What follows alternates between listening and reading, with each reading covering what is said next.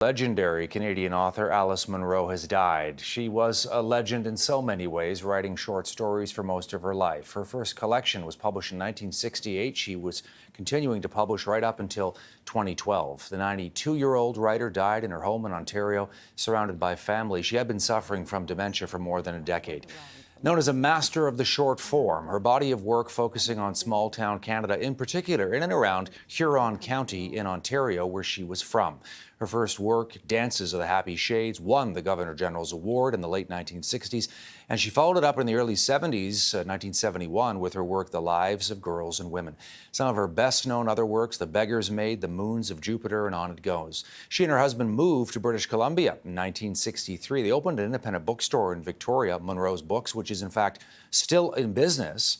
She gained international fame as well, achieving something that is arguably challenging for Canadian authors.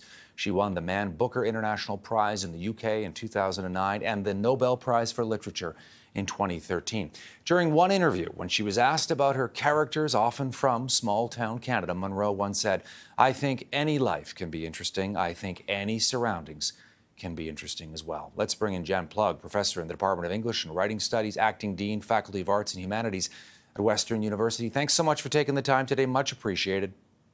Thank you for having me. Your thoughts on the life and times of Alice Munro? It's a sad day for Canadian literature. It's a sad day for the University of Western Ontario, where Alice Munro had such a long history, but I think also a day when we can celebrate her legacy and be grateful for everything she did for Canadian letters and also for, in our case, for our university. Yeah, I mean, she was your writer-in-residence from the mid-1970s onward, came back from BC to Ontario to take up that position at the University of Western Ontario as well. Talk to me about her impact, as you see it, Dan, on, Canadian literature. Yeah, she, I think, in some ways helped shed a light on Canadian literature. She was she was a writer's writer, revered by other writers, many of whom called for her to win the Nobel Prize long before it was given to her. So she's had a tremendous impact in on literary history and on literature and writers across the world, I think. Yeah, and the form that she chose, writing short stories. Tell me about that and what she was able to do with the short form. It's very difficult to describe. One can read Munro incredibly carefully and try to figure out how she gets so much into so few words and so few pages. I don't know of another writer who can do that, who can capture so much nuance and feeling, people from across really diverse backgrounds, but of course, most of all, small towns in small-town Ontario. Yeah, I mean, she came from Wingham, Ontario. The population, is less than 3,000 people. It is in, North Huron. And, a lot of the stories involve characters, from that kind of background. And yet people around the world were able to relate to those characters, see themselves in those characters. And as she put it, it doesn't matter where you're from. It doesn't matter if you're Canadian or whatever country you're from, big city, small town. There are still these kind of human stories that she was able to interweave together. I think you've captured it perfectly, that she was able to, with such clear-sightedness, able to see so deeply into what it was that made us human. All of the different things that make our lives rich and complex and difficult. And she did that like nobody else. Yeah. And the sort of Canadian experience too, right, Jan? Yes, absolutely. Canadian and that particular part of Canada. And it was nice, to see somebody as recognized as she was really across the world and bringing Canada to the world. The first collection was published, I mentioned, in 1968. And, as someone who teaches literature and someone who's involved in the university, how relevant is it still to students to this day, some of her work? Oh, absolutely. Entirely relevant. A master of the form, a master of language, and those things never change.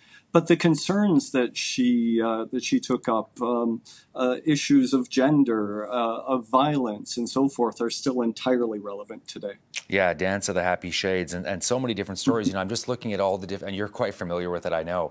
You're talking about more than 12, 15 short stories, even within that, which would win, the Governor General's Award in the late 1960s. So, from almost the beginning, I mean, it was clear that this woman was a standout. Yeah, from her very first group of stories. It was also the first stories I read in high school, with a flash of recognition coming from a small town myself. And right up until the end, that's one of the most remarkable things about her, is that while she remained a short story writer, she developed. Some of the stories got longer, even more intricate, more complex. And so that she was able to maintain that standard over such a long career is really remarkable. You talked about gender, so let's talk about the lives of girls and women, which was published in 1971, and sort of, again, this interweaving of stories in and around the small town of Jubilee, Ontario. Yeah, a really remarkable book, and her ability, and in many ways, being, I think, out in front of what a lot of the concerns were in literature at the time, and blazing a trail for people considering, as she put it better than anybody could, the lives of girls and women. Yeah, feminist ideas. I know some people have said that book was sort of a part of all of that at the time when that was not very common. Yeah, for sure. But again, with a nuance that didn't circumscribe it within any given sphere. Absolutely feminist ideas, but also accessible, broadly accessible. We're talking about her final work, which was published in 2012 as well. And I'm just curious what you would see, Jan, as sort of her legacy that she leaves behind. So many things, but I would say, she was such a formal master, so precise in her use of language, at once clear-sighted, but also incredibly empathetic and warm with her characters, that allowed her to speak to so many people around the world. It's pretty cool that bookstore is still open in Victoria, isn't it? I've been there, I think. I believe I've been there myself, and it's quite something.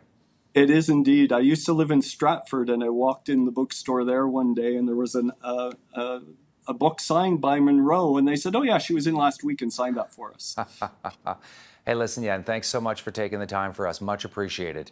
Thank you. Jan Plug is a professor in the Department of English Writing Studies at the Western University in London, Ontario.